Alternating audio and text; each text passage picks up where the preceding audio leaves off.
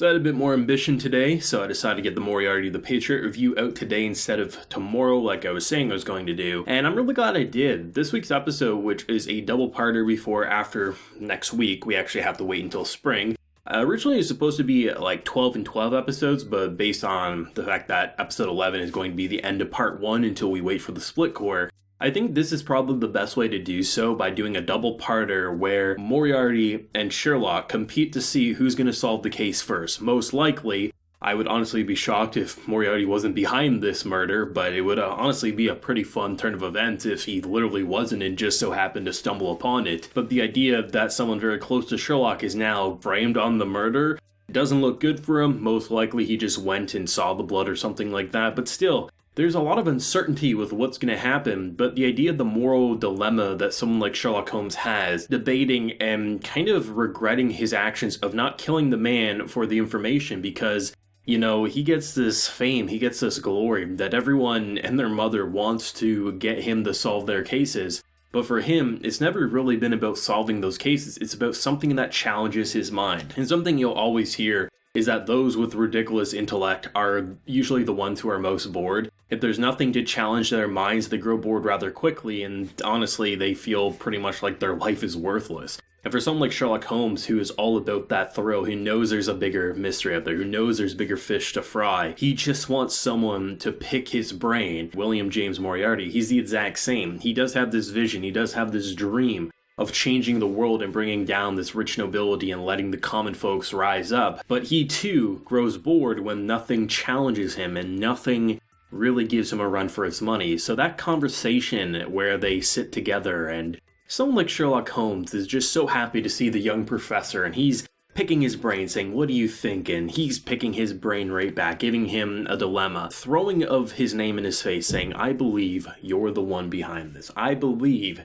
you're my mastermind." It's such a wow moment because someone like his brother is like, I have to kill this man. He's clearly too smart, even if he's pulling things from thin air. Simply denying it outright will just cause you to be basically proof that you are the one behind this. But the idea that they are so equal in intellect and so equal in conversations where he can say, wow, there's no way for me to deny it with proof. And just that back and forth and the catch me if you can, Holmes. There's so many beautiful moments in this episode that really do show you that these two are on the same level. They may technically be on two different sides of the law, but both of them at this point, it feels like they're more interested in beating the other. Because I firmly believe that Holmes is simply just throwing that out there. I don't think he's fully convinced that this young professor is him, because up until that point, he literally had no leads to go on. He was beating himself up. He was ruining friendships. It really was him just saying, hey, this is probably the first person I've ever met in my life who's actually been able to match my intellect. I'm going to throw things at him and see what sticks.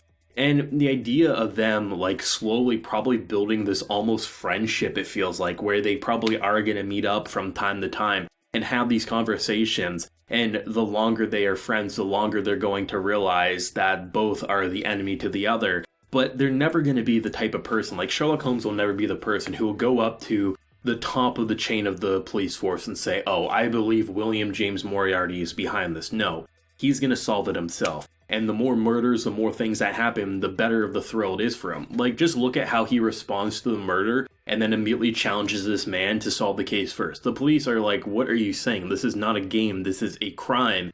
And for him, that's all that matters, is that there's now a thrill and he wants to beat someone who's equal in terms of him. And if he somehow beats him, it's going to give him that desire to be better than he currently is. You don't get to see that with a rivalry too much, where you can have mutual respect both on both sides of your protagonist and your antagonist, and have this level of just debate of like, which one's actually going to win, which one's going to one-up us. And by the time Sherlock Holmes is 100% convinced that William is the one behind this, that's just going to make him all the more happy, because he already respects this young professor so much. If he believes he's the one who's been giving him such a thrill that he has no traces of the crimes, that's going to be the greatest game for him of all time. And I wouldn't be surprised if next week's episode ends with him fully convinced it is William, but just knowing that, man, this kid's going to give me a run for my money and I can't wait till I catch him because no one's ever made me work this hard. That's such an interesting dilemma, and it shows you that, like, because usually when you focus on a show like this, where you focus on William James Moriarty,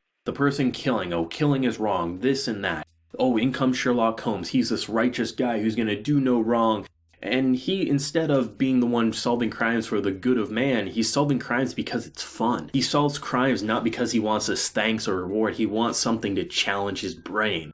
You don't get to see a Sherlock Holmes story really take this in modern day. It's usually about the noble, the righteous, and that's why the classic Holmes book, I think, are so fun, because it is this detective mystery that you just want to find the answers above all else. I think the Watson and Sherlock stuff was pretty interesting because someone like Watson is very righteous, and I think there is a lot of room for moral conflict in terms of what is right and what is wrong. Starting the episode off with Sherlock waking up from a nightmare where he shoots the guy for the answers, and even though he doesn't want to have the easy way to the answers, he does feel like he made a mistake because he has nothing. There's nothing to happen here. There's nothing to go on. So the idea of the kind of separation between the two and what they're willing to do to get to the end result. Someone like Sherlock literally firing a gun off to get people to come to him, or the idea that he's regretting his action of not killing. There's a big wedge that is happening here, and I doubt that wedge is going to last too long. By the end of next week's episode, I'm sure it will be resolved somewhat. I doubt we're going to leave off on a cliffhanger with Watson and Sherlock hating each other, or Watson hating Sherlock or something like that.